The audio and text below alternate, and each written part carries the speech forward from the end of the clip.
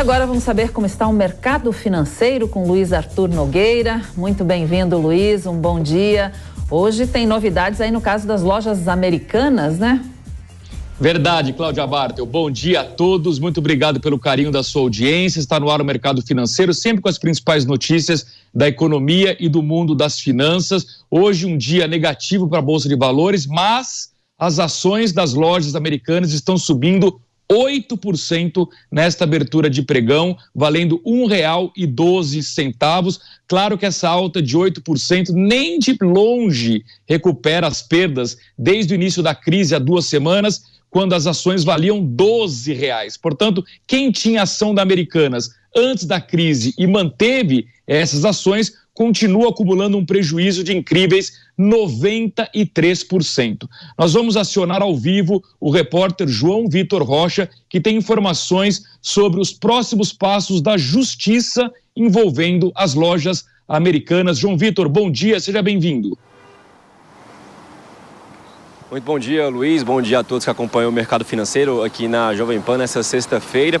Pois é, Luiz, no dia de ontem o Tribunal de Justiça aqui do Estado de São Paulo acatou um pedido do Banco Bradesco para fazer uma busca e apreensão em urgência dos e-mails que foram trocados entre executivos atuais da Americanas e também ex-executivos, ex-diretores da varejista nos últimos 10 anos. O objetivo do Bradesco é identificar ou tentar conseguir identificar quem são os responsáveis por essa fraude bilionária de algo em torno de 20 bilhões de reais, como foi anunciado ao longo das últimas semanas, algo que ninguém esperava e pegou o mercado completamente de surpresa. O Bradesco também acredita que com essa busca e apreensão nos e-mails, com todas as informações, será possível que os credores consigam receber pelo menos uma parte do dinheiro que eles investiram. Não acreditam que vai ser capaz de receber todo o dinheiro investido, mas pelo menos uma parte para aliviar esse prejuízo. Entre as pessoas que devem ter os seus e-mails trocados ao longo dos últimos anos nessa busca e apreensão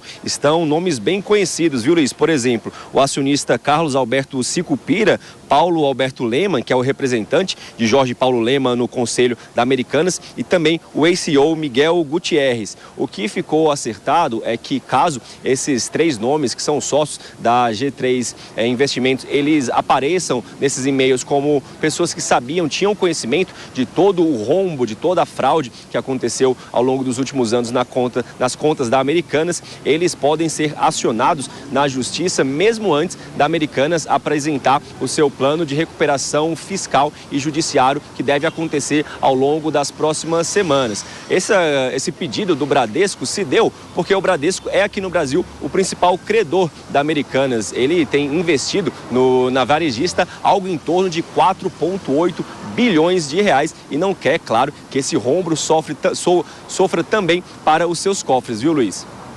É essa briga de gente grande, hein? Os bancões que estão com prejuízo e esses bilionários acionistas das lojas americanas. A dúvida que fica é, será que os bilionários não sabiam mesmo, hein?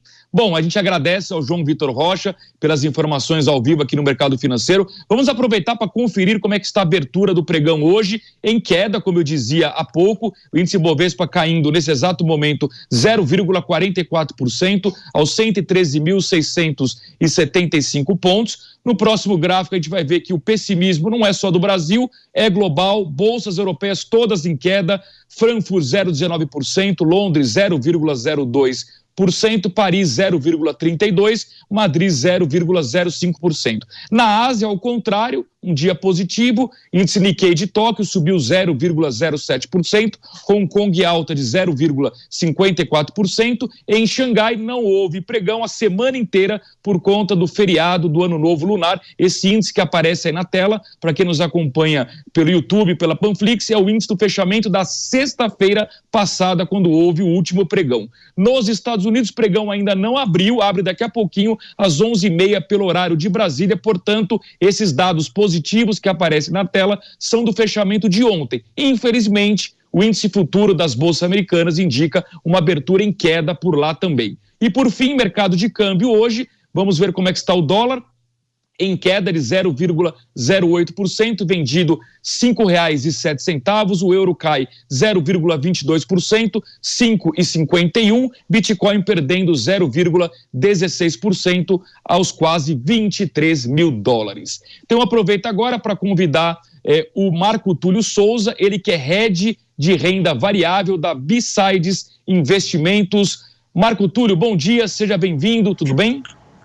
Bom dia a todos que nos assistem de casa, prazer estar aqui com vocês. Prazer é todo nosso. Marco Túlio, só para pegar o gancho da informação das lojas americanas que eu trouxe há pouco, as ações subindo 8%, mas o prejuízo ainda, né, de 93% para quem tinha ação antes desta crise. Como é que você enxergou essa história toda e tem alguma chance da ação da Americana se recuperar?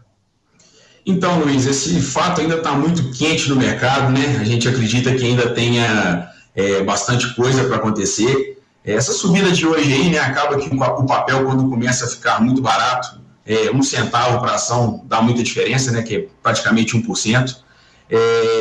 A pergunta que o mercado tem feito é se foi a última vez, né? Infelizmente, aí já não foi a primeira vez que o grupo aparece em algum caso um pouco mais tenebroso no mercado. Infelizmente, a gente não acredita que essas ações voltem a negociar a preços que estavam negociando aí na virada do ano, mas assim, que a gente acredita que ainda tenha muita água para correr, principalmente depois dessa Justiça de São Paulo aprovar essa apreensão aí dos e-mails dos últimos 10 anos. Então, a gente acredita que possa aparecer alguma coisa por aí. Perfeito. Agora, olhando para a Bolsa de uma forma mais ampla, Marco Túlio, você vê uma perspectiva de recuperação da Bolsa esse ano ou os investidores tendem, na verdade, a priorizar a renda fixa porque os juros estão muito elevados? Então, Luiz, a Bolsa ela está doidinha, né, para subir. A gente tem visto aí nos últimos pregões a Bolsa subindo bem forte, com uma liquidez um pouco mais baixa. Os gringos, infelizmente, ainda não colocaram muito dinheiro na Bolsa brasileira. A gente está com um saldo positivo no ano de 2023, de 8 bi, mas relativamente bem pequeno frente aos outros anos. Eu acho que ainda está faltando um pouco de clareza da parte do governo em relação aos que eles irão fazer. Né? A gente vê aí que o índice hoje trabalhando a 113 mil pontos ali praticamente, uma alta bem atrativa. Tá? A gente vem acompanhando, analisando graficamente, o índice está com a tendência de alta clara. Basta saber se os investidores externos, né, os gringos que dão a maior parte da nossa liquidez da Bolsa, realmente vão entrar. Então, assim, no curtíssimo prazo, a gente está achando um momento bem atrativo, né, a Bolsa relativamente ainda bem barata aos olhos dos gringos, e a gente acredita, sim, que pode ter uma repercussão mais positiva, claro, se o governo nos sinalizar algo com mais clareza para os investidores. Os investidores sempre tentam adiantar o que há por vir, né, Luiz? Então, eles acabam esperando, eles recebem a mensagem e acabam querendo saber realmente o que o governo, de onde vai sair, o que eles vai realmente fazer por trás disso, e deixando certo aí um sinal de interrogação por trás. Pois é, a incerteza fiscal do governo Lula ainda deixa muita incerteza. Já continua a entrevista com o Marco Túlio. Eu queria conferir um índice importante que saiu hoje pela manhã da Fundação Getúlio Vargas, o índice de confiança da indústria, que infelizmente caiu no mês de janeiro, uma queda pequena de 93,3 pontos em dezembro para 93,1 pontos em janeiro, mas como o índice está abaixo de 100 pontos numa escala de 0 a 200, significa que o empresário ainda está pessimista, principalmente porque os estoques nas fábricas estão muito elevados, porque as vendas no fim de ano não foram tão positivas no período nem da Black Friday, nem do Natal. E eu queria também introduzir um outro assunto importante. Ontem foi um dia fundamental para o futuro da Petrobras, que está agora sob nova administração. Quem vai trazer para a gente todos os detalhes é a repórter Yasmin Costa. Confirmado pelo Conselho de Administração, Jean Paul Prats assume a presidência da Petrobras de maneira interina. O mandato vai até o dia 13 de abril. Ainda em abril, a Assembleia Geral de Acionistas da estatal elege um novo conselho e o nome de Jean Paul será reconduzido de forma definitiva para o comando da estatal. Jean Paul Prats renunciou ao cargo de senador para assumir o comando da petroleira uma semana antes do fim do mandato. O escolhido pelo presidente Lula assume o comando da estatal no lugar de Caio Paz de Andrade, que foi indicado ainda durante o governo de Jair Bolsonaro, mas saiu da empresa após renunciar ao cargo. Logo depois de ser empossado como presidente da estatal, Jean Paul Prats se reuniu com o presidente Lula no Palácio do Planalto.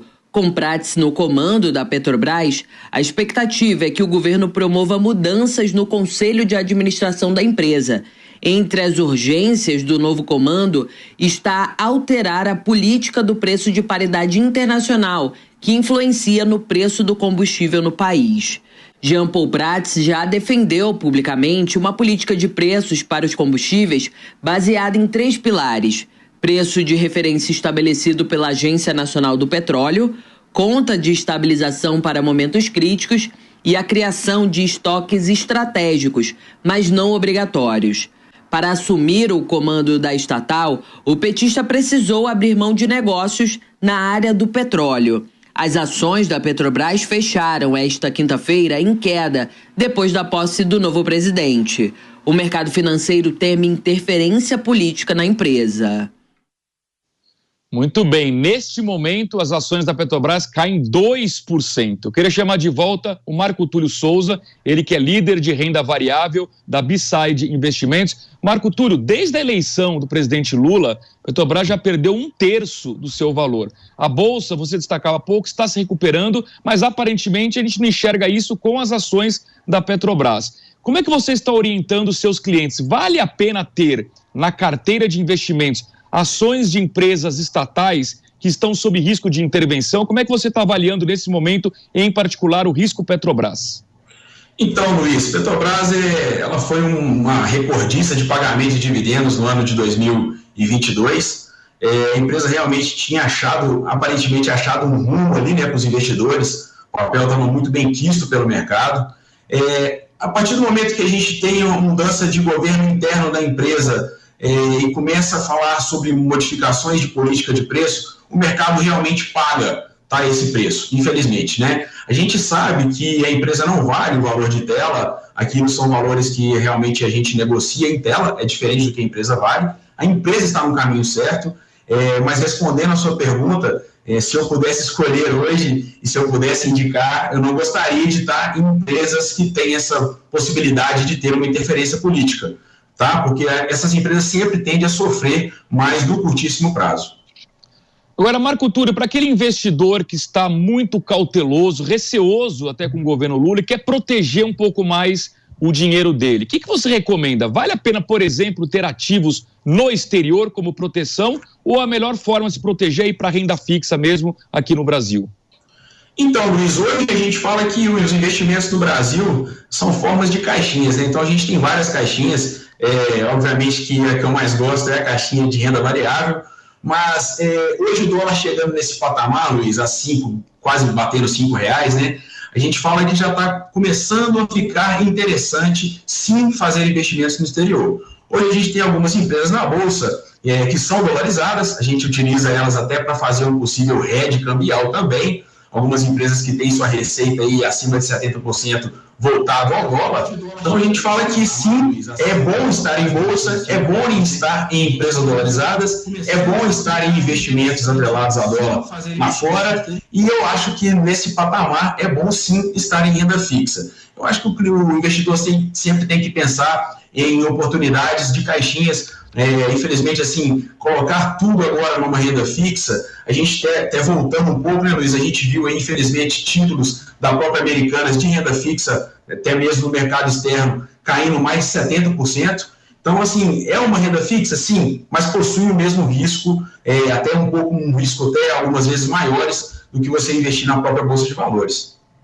Marco Túlio, para a gente encerrar aquela pergunta de $1 bilhão, né, que envolve criptomoedas, bitcoins. O Bitcoin, para mim, é uma maluquice, assim. Chegou a valer mais de $60 mil, caiu para 16 mil, já está em $23 mil de novo. Como é que você enxerga criptomoedas?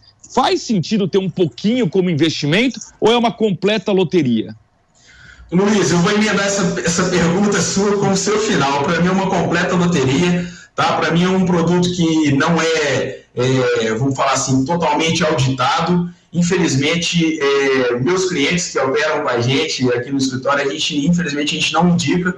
Eu acho que a partir do momento que realmente tiver uma postura um pouco mais firme no mercado, com as empresas que negociam esse tipo de papel, a gente pode até pensar em alocar alguma coisa. Eles falam aí, né, pela conversa de mercado em cima desse produto, que é o produto do futuro, mas realmente esse produto não viu e nem verá nem um centavo meu e dos meus clientes no curtíssimo prazo. Boa. Marco Túlio Souza, Head de Renda Variável da B-Side Investimentos. Marco Túlio, muito obrigado, um bom dia, até uma próxima oportunidade. Obrigado, Luiz, um bom dia, um prazer estar aqui com vocês. Um abraço. Prazer foi todo nosso, a gente vai encerrando o mercado financeiro com a informação de que o índice Bovespa está caindo um pouco mais do que na abertura que nós divulgamos, ali estava em torno de 0,4%, agora está caindo 1%, portanto uma sexta-feira muito ruim para os investidores. A gente volta segunda-feira às 11h15 ao vivo, um ótimo fim de semana a todos, eu devolvo para você, Cláudia Bartel. Obrigada, Luiz, até a próxima semana então, bom fim de semana para você também.